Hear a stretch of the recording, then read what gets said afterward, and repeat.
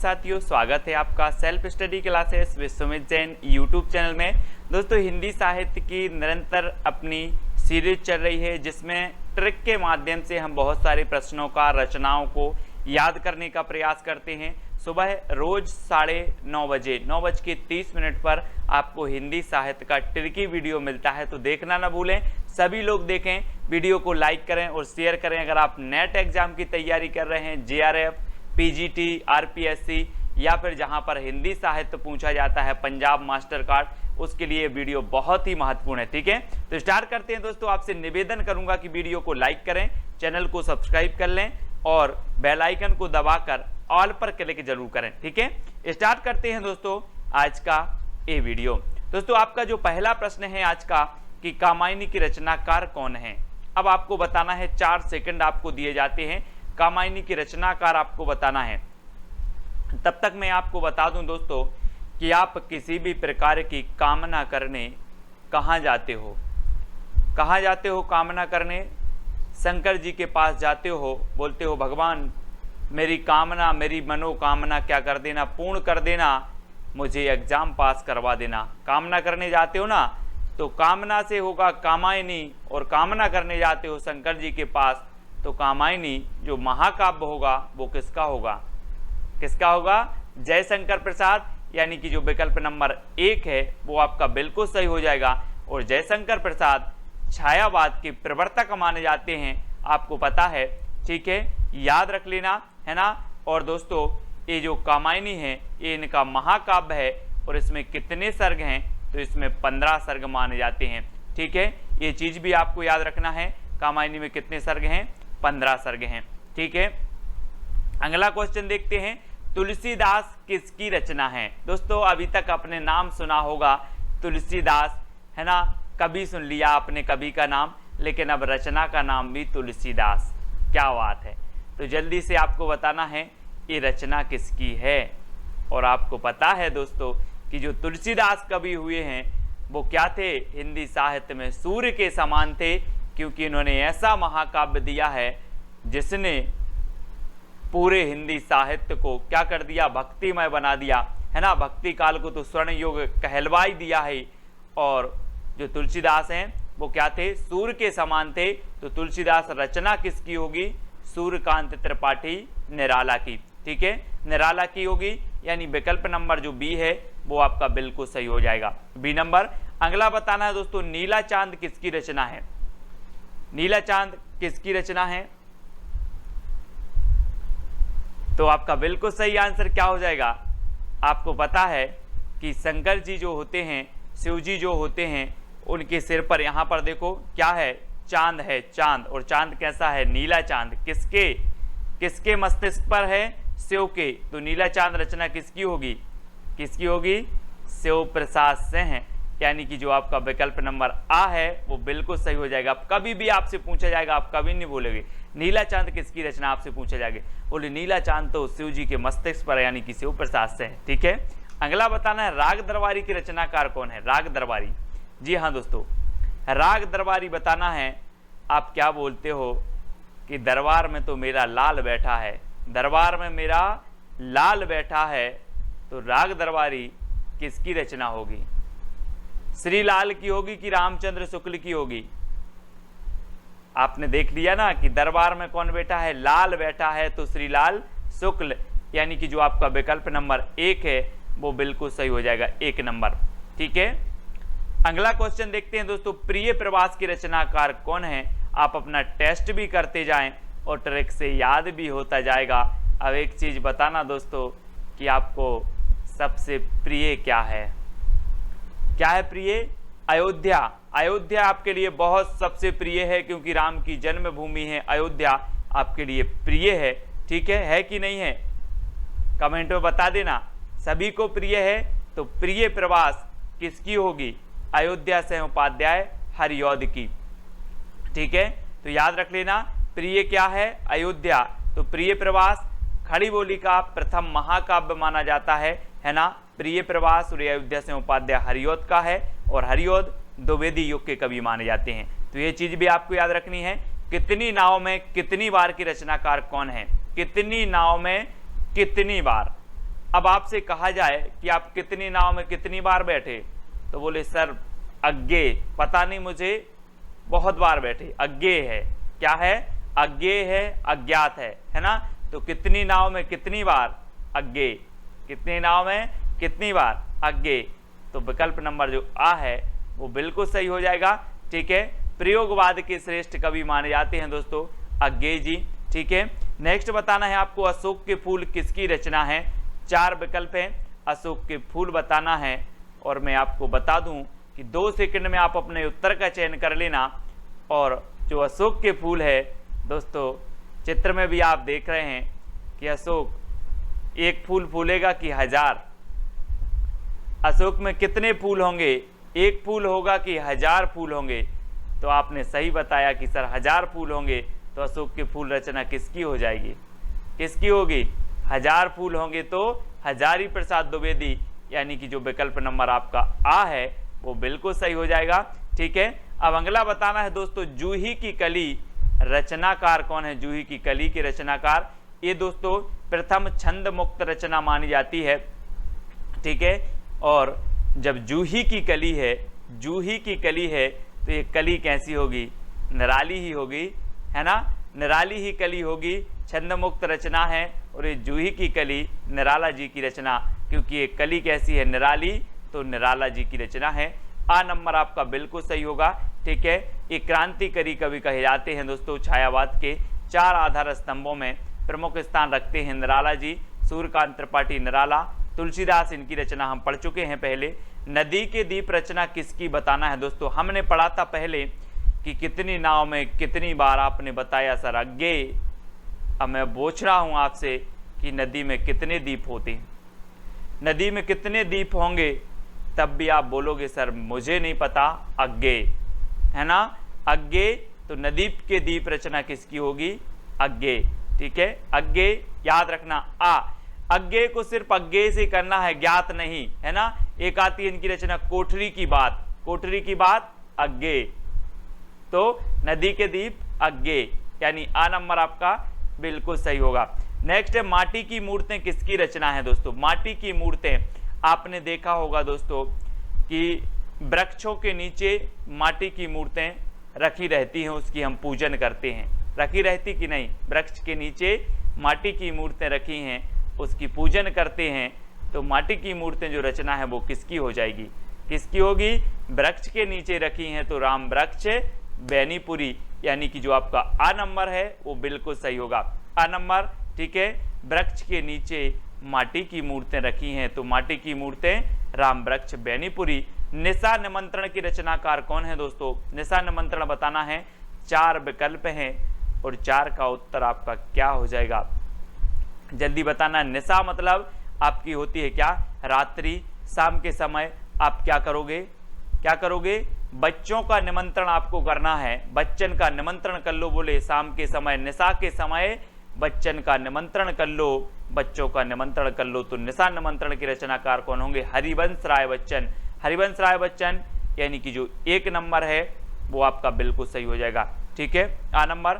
Next बताना है दोस्तों गुनाहों का देवता किसकी रचना है? गुनाहों का देवता, यानी कि गुनाहों का देवता इतने गुनाह किए, इतने गुनाह किए कि वो क्या बन गया? गुनाहों का देवता बन गया। अब जब देवता बन गया दोस्तों, तो वो काय की शरण में आएगा? काय की शरण में आएगा जब आदमी बहुत सारे गुनाह कर लेता है, तो फिर बोलता है यार कि अब तो धर्म की शरण में जाएं, धर्म की शरण में जाया जाए। तो गुनाहों का देवता की रचनाकार कौन होंगे? कौन होंगे? धर्मवीर भारती, यानी कि जो 1 नंबर है वो आपका बिल्कुल सही हो जाएगा, आ नंबर। ठीक है, अगला क्वेश्चन देखते हैं दोस्तों। सखाराम बाइंडर, सखाराम बाइंडर की रचयिता कौन है? सखाराम बाइंडर, और 4 विकल्प हैं, 2 सेकंड में आप अपना उत्तर बताएंगे। और दोस्तों आपको पता है कि जो तेंदुलकर साहब थे, सचिन तेंदुलकर साहब थे, जब तक वो खेलते थे क्रिकेट टीम में, अपने सारे सभी साथियों को बिल्कुल सखा की तरह रहते थे। कैसे रहते थे? सखा की तरह रखते थे। कौन? तेंदुलकर। तेंदुलकर रखते थे किसको? सभी टीम के खिलाड़ियों को सखा की तरह। तो सखाराम बाइंडर किसकी होगी? विजय तेंदुलकर, क्योंकि तेंदुलकर रखते थे सखा की तरह, है ना। इस प्रकार से याद कर लेंगे। आ नंबर आपका बिल्कुल सही हो जाएगा। आ नंबर। ठीक है, अगला बताना है दोस्तों, आपका बंटी के रचयिता कौन है? आपका बंटी कहाँ गया है? भंडारे में गया है। आपका बंटी कहाँ गया है? भंडारे में गया है। तो आपका बंटी के रचयिता कौन होंगे? मन्नू भंडारी। कौन होंगे? मन्नू भंडारी। आपका बंटी भंडारे में गया है तो मन्नू भंडारी, यानी कि जो आपका आ नंबर है वो बिल्कुल सही हो जाएगा, मन्नू भंडारी आपका बंटी। इनकी रचना है। संस्कृति के 4 अध्याय की रचयिता कौन है? संस्कृति के 4 अध्याय। दोस्तों एक चीज बताना, संस्कृति के 4 अध्याय या फिर संस्कृत के 4 अध्याय, और संस्कृत के 4 अध्याय हमें रात में नहीं पढ़ना है। कब पढ़ना है? दिन में पढ़ना है। संस्कृत के 4 अध्याय दिन में पढ़ना है। तो ये रचना किसकी हो जाएगी? दिन से दिनकर, है ना, रामधारी से दिनकर, क्योंकि संस्कृति के 4 अध्याय हमें दिन में पढ़ना है तो दिनकर साहब। ठीक है दोस्तों, अगला बताना है राग गोविंद की रचनाकार कौन है? एक रचना आती है दोस्तों गीत गोविंद, एक आती है राग गोविंद। तो याद रख लेना, गीत गोविंद के किसने गाए हैं? जयदेव ने। और सबसे ज्यादा राग किसी को था गोविंद से, कृष्ण थे, तो वो किसको था? मीराबाई को। किसको था?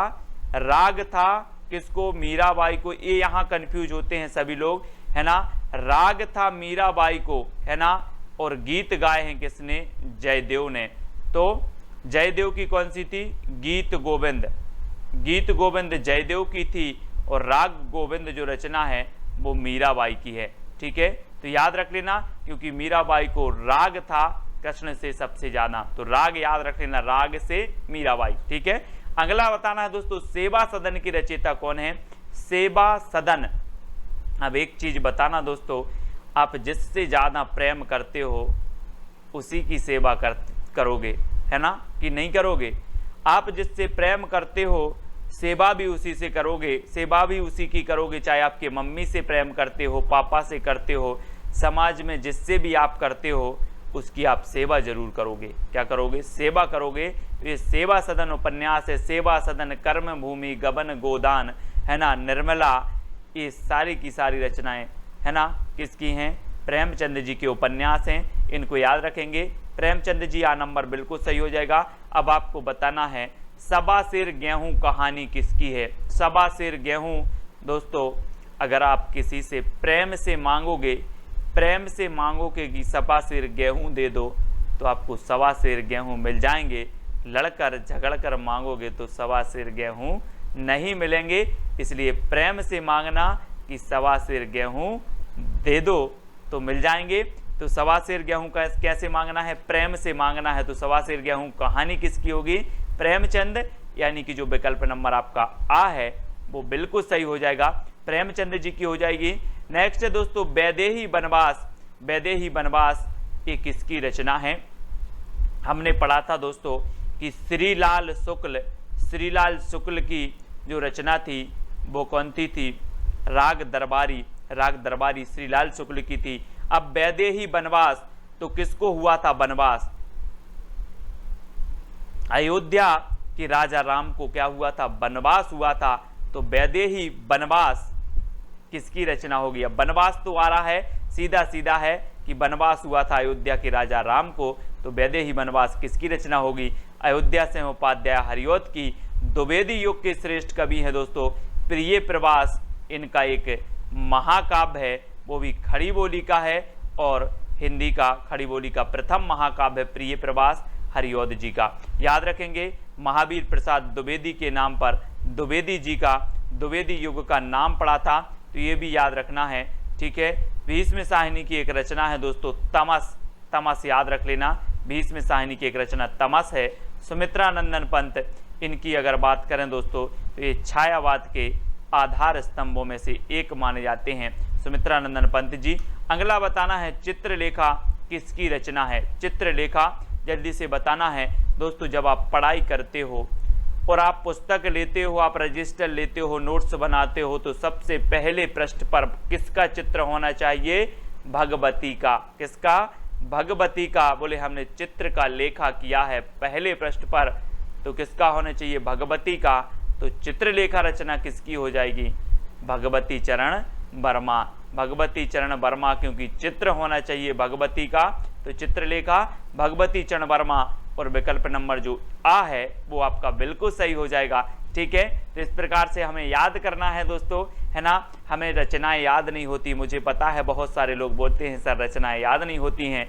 अब कमेंट में बता देना कि सर आज तो रचनाएं याद हो गई हैं। इसी प्रकार से पूरी रचनाएं याद करवाएंगे, पूरी रचनाएं, जैसी भी ट्रिक निकलेगी रचनाएं आपको याद करवाएंगे। चिंता करने की बात नहीं है, चैलेंज स्वीकार करो, चैलेंज प्रश्न स्वीकार करना है। उसने कहा था किसकी रचना है? अब दोस्तों उसने कहा था, ये बहुत सारी हैं, 3 रचनाएं हैं। एक प्रश्न पूछा जाता है कि हिंदी साहित्य में मात्र 3 रचनाओं की रचना करके कौन सा कवि अमर हो गया, हिंदी साहित्य में प्रसिद्ध हो गया हिंदी साहित्य में। वो 3 रचनाओं के नाम भी बताना है आपको, उस कवि का नाम भी बताना है, उसने कहा था ये रचना किसकी है ये भी आपको बताना है। तो चैलेंज सभी लोगों को स्वीकार करना है और उत्तर बताना है और कमेंट में बताना है कि सर फनी ट्रिक में मज़ा आ गया। ये तो दोस्तों कुछ नहीं है, कुछ लोग जरूर सोचते होंगे कि ये सरल हैं, कठिन से कठिन भी आपकी आएंगी, है ना। शुरुआत में सरल ही आती हैं, अब शुरुआत है तो कठिन भी आएंगी,